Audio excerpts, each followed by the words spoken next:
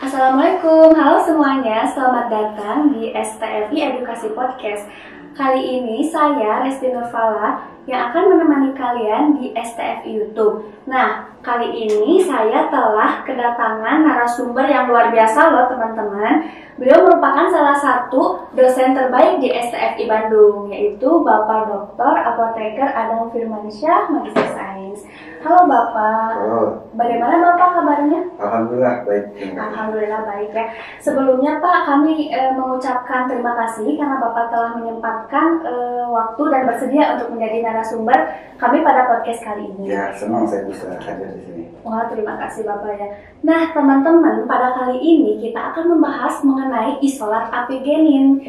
Kalau tidak salah, Bapak itu pernah melakukan banyak penelitian di bidang isolat ya Bapak ya? Ya, betul. Banyak isolasi yang sudah dilakukan di STFI, khususnya oleh saya itu ada mangostin, kurkumin. Kurkumin itu dari kunyit, mangostin dari manggis, kemudian ada piperin dari lada putih, kemudian ada metilsinamat dari lengkuas, kemudian EPMS, etil parametoxisinamat itu dari kencur, itu barang dengan bufika westi, kemudian ada andrografoid, itu barang dengan wiwin, kemudian ada juga brazilin, kemudian mitragilin, dan salah satunya yang sedang dikembangkan itu adalah apigenin. Wah, luar biasa sekali nih ya teman-teman. Kita tidak salah pilih narasumber, ini udah pasti bidangnya nih ya. Terus kalau tidak salah Pak, isolat apigenin itu merupakan salah satu zat yang ada pada tablet Z20 ya Bapak ya? Nah, kebetulan bukan. Kalau apigenin itu tidak ada di Z20, tetapi potensinya tinggi apigenin itu sebetulnya. Nah, kalau kebetulan di Z20 itu hanya ada 4 isolat, yaitu kurkumin, mangostin, piperin, dan metilsinamat. Nah, apigenin sendiri itu project 2022 sebetulnya, yang akan kita dengan andrografoid, dengan brazilin, yang rencananya mulai juga dibikin sediaan obatnya nanti. Apigenin. Nah, sekarang lagi tahap pengembangan metode isolasinya. Iya. Jadi belum berbentuk produk ya Bapak ya, belum ada di Z20 berarti. Produk itu kan dua sebetulnya, bisa produk bahan baku obat, bisa produk sediaan farmasi, gitu kan ya. Kalau Z kan sudah produk sediaan farmasi. Nah, produk bahan baku obatnya yang tadi isolasi. Nah, apigenin apakah sudah berhasil diisolasi dengan andrografoid itu sudah, cuma kita sedang mengembangkan skala besarnya. Karena kan harus nantinya kalau skala besar itu dia harus ekonomis, gitu kan ya. Nantinya biar obatnya nggak terlalu mahal. Nah, ngomong-ngomong nih teman-teman, untuk yang belum tahu apa sih isolat itu dan bagaimana cara mendapatkan isolat, yuk langsung saja kita tanya ke ahlinya ya Pak ya. Oke Pak, jadi sebetulnya isolat itu apa sih Pak? Isolat itu sebetulnya senyawa hasil dari proses isolasi. Jadi kalau saya jelaskan dari awal, kalau kita punya, kalau sekarang kita bicara apigenin kan ya. Nah, apigenin itu dari salah satunya dari seledri, dari daun seledri, kemudian diekstrak jadi ekstrak seledri, ekstrak etanol atau ekstrak yang lain, kemudian diisolasi dari ekstrak itu. Kalau dari seledri misalnya ratusan senyawa, gitu kan, ekstraknya mungkin udah jadi puluhan senyawa.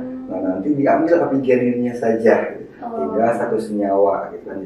Itulah kenapa isolat itu relatif mahal karena prosesnya lumayan panjang. Gitu.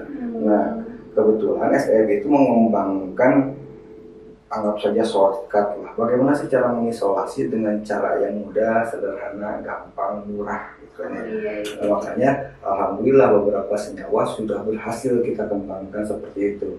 Nah, apigenin itu sedang proses itu. Nah, tapi istilah isolat itu memang agak rancu sebetulnya antara ekstrak, fraksi, isolat. Kalau ekstrak itu sudah istilahnya sudah jelas bakunya. Kalau ekstrak itu. Nah, pada saat bicara fraksi dan isolat itu memang belum ada ketentuan umum di buku, di pemerintah. Isolat itu harus mengandung 1 senyawa murni atau bisa 2 gitu kan ya. Boleh 2, boleh ada cemaran dikit misalnya. Seandainya itu sudah ada benang merah yang bagus, itu lebih enak lagi. Misalnya yang dikatakan isolat itu jika kadar senyawa utamanya lebih dari 90%, iya. Itu maka lebih terkuantifikasi. Iya, iya, betul. Atau saat bicara fraksi, apa sih bedanya fraksi dengan ekstrak? Itu yang membedakan cuma di tatanan proses, gitu kan. Setelah ekstrak kemudian kan ditarik sama heksan, itu fraksi heksan, gitu kan ya. Tetapi tidak ditunjukkan berapa senyawa sih yang diperbolehkan ada di fraksi. Seandainya ada guidance gitu ya. Yang disebut fraksi itu adalah kelanjutan dari proses ekstraksi di mana jumlah senyawanya tidak lebih dari 10 misalnya itu, dan senyawa utamanya tidak kurang dari 50%, misalnya begitu kan, udah nah itu yang perlu kita usahakan sama-sama. Ada standarnya ya Pak ya? Standarnya gimana sih sebetulnya yang disebut isolat dengan fraksi itu, termasuk crude, istilah crude itu jadi membingungkan karena tidak ada istilah baku atau definisi baku. Tapi kalau bicara isolat, isolat itu adalah senyawa yang tanpa proses apapun sesuai dengan keadaan di alam. Artinya begini, kalau kita di alam itu adanya apigenin, kita ambil apigeninnya dalam bentuk apigenin, itu berarti isolat, gitu kan ya? Tapi bisa juga kan di senyawa itu, di tanaman itu ada sesuatu kemudian karena proses pemanasan segala macam berubah bentuk jadi senyawa, kan bisa begitu? Nah, apakah itu disebut isolat atau bukan? Nah itu yang jadi pertanyaan sebetulnya. Definisi isolat yang benar itu yang gimana sih? Nah itu yang perlu kita tegaskan bersama-sama gitu ya. Termasuk kalau dari serangga gimana? Senyawa dari serangga diambil itu isolat bukan? Nah kan itu kan harus ada panduan yang jelas. Iya betul. Tadi sempat disinggung kalau isolat apigenin itu terdapat pada tanaman seledri ya Bapak ya? Orang tahu dari tanaman seledri saja, padahal sebetulnya banyak. Apigenin itu bisa dari kalau di restoran suka ada parsley. Itu lebih tinggi kadarnya dibanding dengan seledri. Atau kamomil. Pernah dengar teh kamomil? Nah itu lebih tinggi lagi dari seledri. Cuma dari sisi harga kan seledri itu kalau dibanding parsley, dibanding kamomil kan lebih murah. Makanya yang sering dijadikan sumber apigenin ya seledri kalau di kita di Indonesia itu. Kalau misalnya Pak kita ingin mendapatkan isolat yang baik nih, apakah ada cara khusus dalam menanam tanaman tersebut atau mungkin sebetulnya bisa kita lakukan sendiri di rumah? Sebetulnya begini, kayak seledri gitu ya. Itu akan tergantung dari masing-masing tanaman. Seledri tentu saja punya karakter berbeda, misalnya dengan kunyit, karakter berbeda dengan manis dan segala macam. Nah, seperti seledri yang bagus itu tumbuhnya seperti apa sih? Sebetulnya seledri itu tumbuh di mana saja, di Eropa, di Asia, bahkan di Afrika selama itu tropis itu tumbuh gitu ya. Tapi patokan seledri itu tumbuh baik itu pH biasanya, pH-nya 5-7 tanahnya ya. Nah kalau di pH basah itu biasanya nggak tumbuh. Tapi itu baru tumbuh atau tidak tumbuh baik atau enggak. Nah tumbuh baik itu di pH 5-7 kondisinya iklimnya tropis gitu. Kalau basah gimana? Mungkin tumbuh, cuma tidak sebagus. Kualitasnya ya tidak di pH 5-7. Tapi jangan lupa, jangan-jangan tumbuhnya tidak bagus, tapi kadar apigenin banyak gitu. Kan bisa begitu ya? Nah itu kan perlu penelitian lah. Tapi kalau bicara tumbuh di mana? Ya di mana saja tumbuh sih. Seledri itu tumbuhan yang mudah tumbuh gitu. Iya betul. Nah berbicara khasiat apigenin nih Pak, sebetulnya apa saja sih khasiat apigenin ini? Saya mulai dari seledri karena selalu diasosiasikan dengan seledri. Apigenin itu kalau di Indonesia. Seledri secara empiris itu banyak digunakan sebagai anti hipertensi, anti diuretik, kemudian obat kanker, ajuvan ya tambahan untuk obat kanker, kemudian antioksidan, bahkan ada juga buat sedatif, anti mikroba, banyak lah intinya. Dan itu kan sesuatu yang wajar sebetulnya pada saat kita mengklaim satu tanaman punya aktivitas yang banyak, karena senyawa di tanamannya juga banyak, Nah, tetapi di ranah saintifik itu kemudian muncul pertanyaan, siapa bertanggung jawab terhadap apa, senyawa apa yang berkhasiat, khasiatnya apa? Nah kalau bicara apigenin secara tersendiri Apigenin itu sebetulnya banyak dikaji penelitiannya itu untuk anti kanker, gitu kan ya. Kemudian untuk ada juga anti platelet, gitu kan ya. Beberapa ada juga untuk antivirus, gitu kan ya. Yang sudah banyak penelitian. Tapi beberapa ada juga buat misalnya itu buat antimikroba gitu, ada. Karena kan di seledri sendiri punya aktivitas, punya senyawa fenol dengan kumarin gitu, dan banyak juga minyak-minyak gitu. Jadi hasilnya banyak gitu ya. Nah kalau bicara apigeninnya, yang banyak dikaji orang yaitu penelitian khusus apigenin, anti kanker, anti platelet, kemudian tadi antivirus gitu. Walaupun yang lain-lain juga bukan berarti tidak punya khasiat, punya. Cuma memang yang banyak dikaji itu gitu ya. Kalau antivirus nih Pak ya, terfokus pada pandemi sekarang ini, efektif nggak sih Pak apigenin buat mencegah coronavirus? Kalau penelitian apigenin langsung ke SARS-CoV ya, coronavirus, itu belum ada. Tetapi kalau sebagai antivirus sudah banyak. Dia punya aktivitas antivirus yang bagus untuk virus flu, herpes simplex 1, 2, enterovirus 71, kemudian ada beberapa virus-virus yang untuk penyakit mulut, jadinya kaki, tangan yang disebabkan virus. Udah banyak penelitian terhadap antivirus. Tetapi biasanya kalau dia punya aktivitas antivirus, karena virus kan sifatnya kurang lebih sama lah, ya. Walaupun spesifik dia virus, tetapi punya potensi nggak sebagai antivirus untuk corona? Menurut saya punya potensi bagus. Apigenin itu punya potensi tinggi. Karena dia sudah punya aktivitas antivirus sudah yang banyak, gitu kan ya? Buat flu, buat segala macam dia bagus. Gitu. Kemungkinan buat antivirus COVID bisa. Menurut saya itu jauh lebih potensial dibandingkan misalnya tuh tanaman lain yang jelas-jelas tidak terbukti antivirus, ngerti nggak? Oh iya betul. Kan banyak ya yang membuat ini buat COVID gitu kan ya. Sekarang kan ya Pak, pas saat pandemi jadi banyak tanaman ini katanya mencegah corona, kayak gitu ya. Nah sebetulnya apigenin itu sudah banyak penelitian untuk antivirus bagus gitu sebetulnya. Iya. Kalau misalnya kita nih Pak ya mengkonsumsi zat atau tanaman yang mengandung apigenin, itu ada efek sampingnya nggak sih Pak? Kalau sering gitu. Apigenin atau seledri, kenapa penelitiannya cukup diminati? Jadi apigenin itu kan sebetulnya flavon. Kalau dia bicara ini flavonoid lah, flavon. Nah, flavonoid yang banyak sekali diteliti itu sebetulnya sampai tahun 2000-an lah. 2000-an itu pernah didata jumlah flavonoid, senyawa flavonoid yang sudah terdata itu 6.500-an sebenarnya. Tapi di data lagi yang paling banyak diteliti apa sih? Nah salah satunya si apigenin, campero, quercetin, luteolin, kemudian satu milisetin. Nah itu salah satunya apigenin. Kenapa si apigenin itu menarik perhatian orang untuk diteliti? Karena toksisitasnya rendah. Jadi dia tuh memang toksisitas intrinsiknya rendah gitu. Jadi orang kalau minum makan apigenin atau berbasis apigenin itu jarang tidak toksik. Nggak ada efek sampingnya. Tapi efeknya bagus, efek sampingnya nggak ada gitu. Kan? Makanya banyak diteliti apigenin itu. Hebat sekali. Cuma kelemahannya kadar apigenin itu kecil banget gitu. Jadi kalau di seledri mau diisolasi itu dalam 100 gram kita cuma dapat 19 mg ya.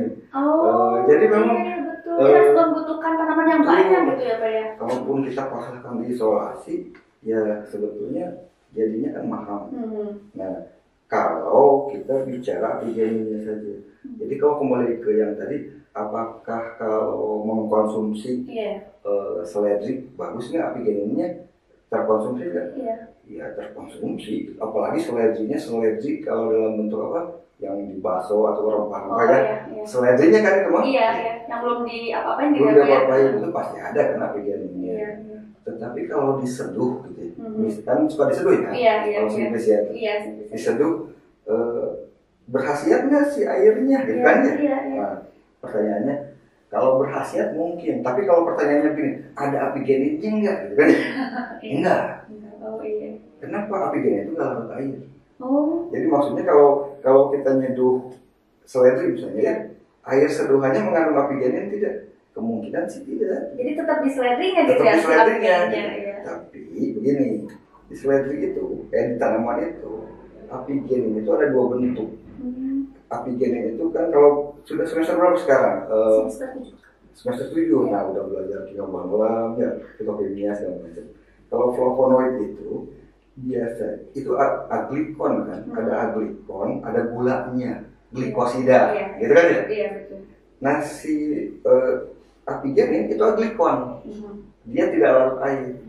Di dalam tanaman ada dua bentuk, apigenin bebas dan apigenin 7 glukosida yang disebut apiin. Ya. Nah, di seledri itu ada apiin, ada apigenin. Yang satu apigenin bebas, ya aglikon, yang satu apigenin glikosida. Apigenin glikosida larut air, larut. Jadi kalau pertanyaannya, kalau nyeduh seledri, apigeninnya larut tidak? Apigenin bebas tidak, tapi apigenin glikosida larut. Nanti bukan mungkin memang larut.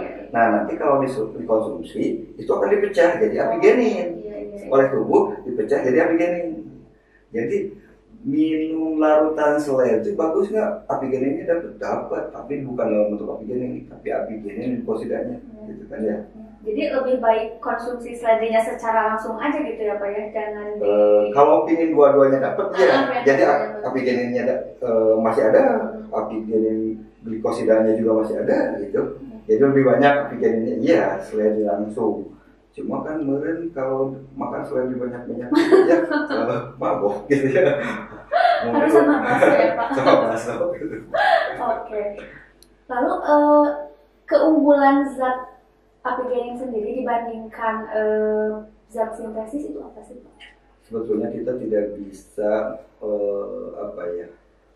head to head antara sintesis dengan isolat, karena itu sudah punya entitasnya sudah sama. Isolat itu kan senyawa, berarti satu senyawa kan. Isolat senyawa, sintetik juga senyawa, gitu kan? Jadi kalau di head to head ya sama sebetulnya. Jadi punya apa sih keunggulan di kayak di versinya masing-masing ya, gitu ya? Kalau head to head dengan ekstrak, maksudnya tuh justru di situ kelebihan dan kekurangan sintetik dibanding ekstrak itu mungkin bisa dibanding-bandingkan, gitu kan ya? Karena yang satu mengandung banyak senyawa, ekstrak itu kan ya? Tetapi kadarnya kecil-kecil, gitu kan ya? Ini satu senyawa, gitu kan ya, kadarnya jelas murni, gitu kan. Tapi kalau isolat itu kan sudah sama-sama chemical satu gitu, satu senyawa tunggal gitu. Jadi head to head ya sama gitu, kalau menurut saya. Jadi kalau kita resumekan gitu ya, apakah seledri itu punya potensi sebagai bahan untuk pengobatan gitu. Apigenin itu punya potensi sebagai bahan baku obat gitu. Tentu saja punya potensi bagus gitu. Kalau saya sih lebih cenderung bergeraklah bareng gitu ya. Untuk orang-orang yang lebih senang mengkonsumsi seledri seperti tadi kamu senangnya dengan bakso gitu, atau dengan apa, lanjutkan mengkonsumsi sayurannya gitu. Kalau ada yang ingin mengkonsumsinya dalam bentuk seduhan, jamu, teh, seledri, bagus itu lanjutkan. Tapi juga harus dilanjutkan mungkin nanti untuk ekstraknya, fraksinya termasuk isolatnya. Karena semua punya potensi, baik itu tanamannya untuk konsumsinya, baik itu ekstraknya, seduhannya, ataupun si isolatnya. Jadi menurut saya ini salah satu yang bisa jadi keunggulan di Indonesia, gitu ya. Jadi kita kembangkan saja bersama-sama, gitu kan ya. Seledri ini, kalau ada lahan-lahan kecil di rumah ya tanamlah, gitu kan ya. Minimal buat sendiri, gitu kan. Kemudian kalau ada yang mau berusaha, wirausaha tanaman obat, seledri itu mungkin salah satu pilihan yang cukup baik kalau menurut saya, karena di Indonesia tumbuhnya bagus. Jadi kalau menurut saya ini potensial untuk menjadi salah satu sumber bahan baku obat berbasis bahan alam Indonesia. Tapi jangan itu. Oke. Menarik sekali ya teman-teman pembahasan kali ini. Banyak sekali ilmu yang didapatkan pada kesempatan kali ini. Tapi sayang, waktu pembahasan kita mungkin Bapak cukup sampai di sini. Kami mengucapkan terima kasih kepada Bapak yang telah bersedia untuk menjadi narasumber kami. Padahal mungkin Bapak sangat sibuk sekali nih ya teman-teman. Terima kasih, saya senang bisa diundang ke sini ngobrol bareng dengan mahasiswa. mahasiswa gitu ya, ngasih sharing ilmu kurang lebih seperti itu.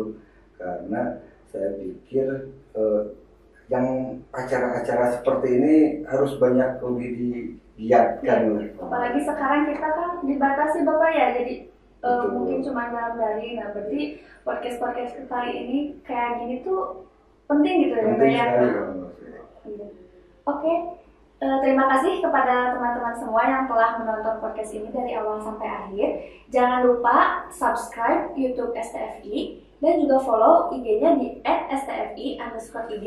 Di sana kalian bakal mendapatkan informasi mengenai kesehatan, pendidikan, dan lain sebagainya.